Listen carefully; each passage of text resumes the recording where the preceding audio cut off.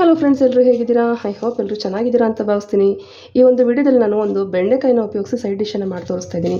ಇದು ಮೊಸರನ್ನ, ತಿಳಿಸಾರು, ರಸಮು, ಇದ್ರ ಜೊತೆಗೆಲ್ಲ ಈ ಒಂದು ಬೆಂಡೆಕಾಯಿನ ಸೈಡ್ ಡಿಶ್ ಆಗಿ ತಿಂತಾ ಇದ್ದರೆ ತುಂಬಾ ಚೆನ್ನಾಗಿರುತ್ತೆ.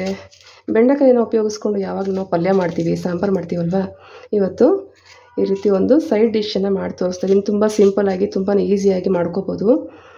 ಅದರಿಂದ ನಾನು ಆಲ್ರೆಡಿ ಎಲ್ಲ ತೊಳೆದು ನೀಟಾಗಿ ಡ್ರೈ ಆಗಿ ಒಂದು ಒಣಗಿದ ಬಟ್ಟೆನಲ್ಲಿ ಕಟ್ ಮಾಡಿ ಇಟ್ಕೊಂಡಿದ್ದೀನಿ. ನೋಡಿ, ಈ ರೀತಿ ಮಧ್ಯದಲ್ಲಿ ಸೀಳ್ಕೊಂಡಿದ್ದೀನಿ. ಓಕೆನಾ? ಈ ರೀತಿ ಒಂದು ಅರ್ಧ kg ಬೆಂಡೆಕಾಯಿನ ತೊಗೊಂಡಿದ್ದೀನಿ. ಹಾಗೆ ಯಾರಾದರೂ ಫಸ್ಟ್ ಟೈಮ್ ನನ್ನ ವಿಡಿಯೋನ ನೋಡ್ತಾ ಇದ್ದರೆ ಪ್ಲೀಸ್ ನನ್ನ ಚಾನಲನ್ನು ಸಬ್ಸ್ಕ್ರೈಬ್ ಮಾಡ್ಕೊಳ್ಳಿ, ಸಪೋರ್ಟ್ ಮಾಡಿ.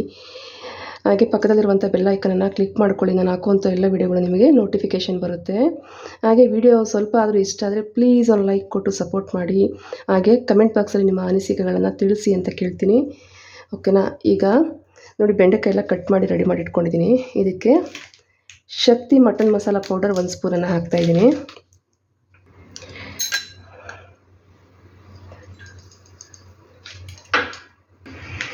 ಹಾಗೆ ಚಿಲ್ಲಿ ಪೌಡ್ರ್ ಕೂಡ 1 ಸ್ಪೂನ್ ಹಾಕ್ಕೊತೀನಿ.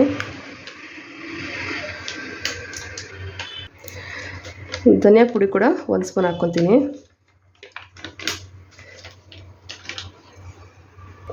ಹಾಗೆ ಗರಂ ಮಸಾಲ ಪೌಡರು ಒಂದು ಅರ್ಧ ಸ್ಪೂನ್ ಹಾಕ್ತೀನಿ. ಒಂದು 1/4 ಟೀ ಸ್ಪೂನು ಅರಿಶಿನ ಪುಡಿ ಹಾಕ್ತಾಯಿದ್ದೀನಿ. 2 ರಿಂದ 3 ಸ್ಪೂನು ಕಾರ್ನ್ಫ್ಲೋರನ್ನು ಹಾಕ್ತಾಯಿದ್ದೀನಿ. ನೋಡಿ, ಕಾರ್ನ್ಫ್ಲೋರ್ ಬಂದು ನಾವು ಹಾಕಿರೋಂಥ ಮಸಾಲೆ ಎಲ್ಲ ನೀಟಾಗಿ ಬೈಂಡಿಂಗ್ ಕೊಡುತ್ತೆ. ಅದರಿಂದ 2.5 ಸ್ಪೂನ್ ಹಾಕ್ಕೊಂಡಿದ್ದೀನಿ. ಹಾಗೆ ಕಡಲೆ ಹಿಟ್ಟು ಕೂಡ 1 ಸ್ಪೂನ್ ಹಾಕ್ತಾಯಿದ್ದೀನಿ. ನೋಡಿ, ಈಗ 1 ಸ್ಪೂನು ಪುಡಿ ಉಪ್ಪನ್ನು ಹಾಕ್ತಾಯಿದ್ದೀನಿ. ನೋಡಿ, ಇದನ್ನೆಲ್ಲ ಹಾಕಿದ್ಮೇಲೆ ನೀಟಾಗಿ ಫಸ್ಟು ನೀರು ಹಾಕಿದೆ ಫಸ್ಟ್ ನೀಟಾಗೆಲ್ಲ ಮಿಕ್ಸ್ ಮಾಡ್ಕೋಬೇಕಾಗುತ್ತೆ. ಆಮೇಲೆ ಒಂದು ಚೂರು ನೀರನ್ನು ಚುಮ್ಕಿಸಿ ಇದನ್ನು ಬೈಂಡಿಂಗ್ ಕೊಡಬೇಕಾಗುತ್ತೆ. ಫಸ್ಟ್ ನೀರು ಹಾಕ್ಕೊಂಡ್ಬಿಟ್ರೆ ಜಾಸ್ತಿ ಆದರೆ ಎಣ್ಣೆಲಿ ಕರಿಬೇಕಾದ್ರೆ ಮಸಾಲೆ ಎಲ್ಲ ಬಿಟ್ಟು ಹೋಗುತ್ತೆ. ಅದರಿಂದ ನೋಡಿ, ಈ ರೀತಿ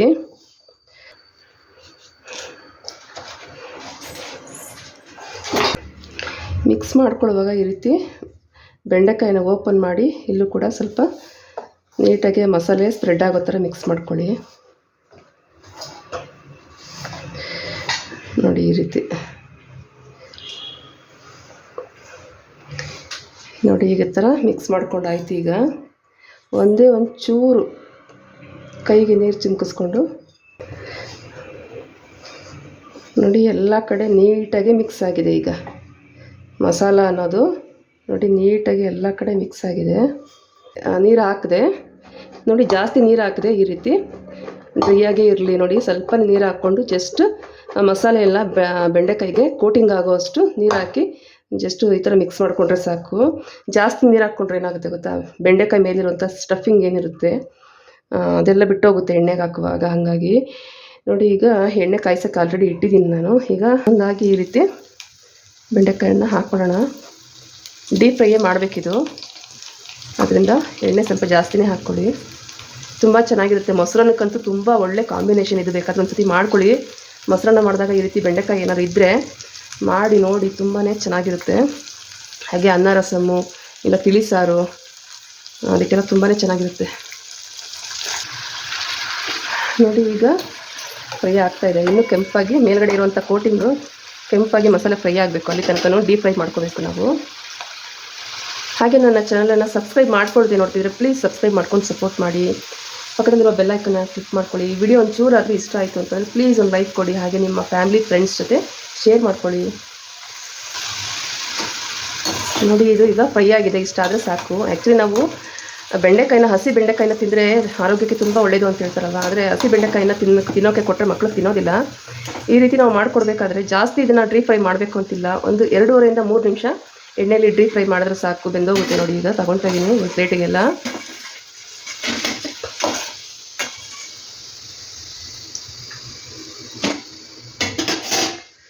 ಈಗ ಉಳಿದಿರೋದು ಕೂಡ ಅದೇ ರೀತಿ ನಾವು ಫ್ರೈ ಮಾಡ್ಕೊಳ್ಳೋಣ.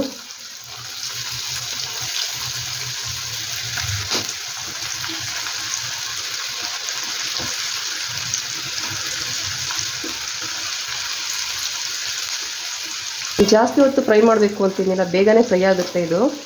ಬೆಂಡೆಕಾಯನ್ನ ಹಸಿಯಾಗಿ ತಿನ್ನಬೇಕಲ್ವಾ, ಅಂದರೆ ಪೂರ್ತಿ ಹಸಿಯಾಗಿದ್ದರೆ ತಿನ್ನೋದಕ್ಕೆ ಕಷ್ಟಪಡ್ತಾರೆ ಮಕ್ಕಳು. ಹಾಗಾಗಿ ಈ ರೀತಿ ಒಂದು ಮುಕ್ಕಾಲು ಭಾಗ ಫ್ರೈ ಮಾಡಿ ಬೇಯಿಸಿ ಕೊಟ್ಟರೆ ಆಯಿತು. ತುಂಬಾ ಚೆನ್ನಾಗಿರುತ್ತೆ ತಿನ್ನೋದಕ್ಕೆ. ಖಂಡಿತ ಈ ಒಂದು ಬೆಂಡೆಕಾಯಿ ಫ್ರೈಯನ್ನು ಒಂದು ಸತಿ ಮನೇಲಿ ಟ್ರೈ ಮಾಡಿ ಹೇಗಿತ್ತು ಅಂತೇಳಿ ನನಗೆ ಕಮೆಂಟ್ ಬಾಕ್ಸಲ್ಲಿ ತಿಳಿಸಿ. ನೋಡಿದ್ರಲ್ಲ ಫ್ರೆಂಡ್ಸ್, ಇವತ್ತಿನ ಒಂದು ಬೆಂಡೆಕಾಯಿ ಫ್ರೈ ವಿಡಿಯೋನ ಹೇಗಿತ್ತು ಅಂತೇಳಿ ದಯವಿಟ್ಟು ಕಮೆಂಟ್ ಬಾಕ್ಸಲ್ಲಿ ತಿಳಿಸಿ, ಓಕೆನಾ? ಹಾಗೆ ಪೂರ್ತಿ ವಿಡಿಯೋ ನೋಡಿ ಸಪೋರ್ಟ್ ಮಾಡಿ ನನ್ನ ಚಾನಲ್ಗೆ. ನೋಡಿ, ಈಗ ಬೆಂಡೆಕಾಯಿ ಫ್ರೈ ರೆಡಿಯಾಗಿದೆ.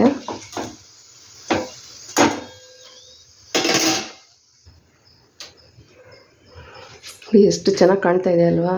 ನೋಡಿ, ಸ್ಟಫಿಂಗು ಕೂಡ ನೀಟಾಗಿ ಬೈಂಡ್ ಆಗಿದೆ. ತುಂಬಾ ಚೆನ್ನಾಗಿರುತ್ತೆ ತಿನ್ನೋದಕ್ಕೆ. ಒಂದು ಸತಿ ಟ್ರೈ ಮಾಡಿ ಹೇಗಿತ್ತು ಅಂತೇಳಿ ನನಗೆ ತಿಳಿಸಿ. ನಾಳೆ ಮತ್ತೊಂದು ವಿಡಿಯೋದಲ್ಲಿ ನಾನು ನಿಮ್ಮನ್ನು ಭೇಟಿ ಆಗ್ತೀನಿ.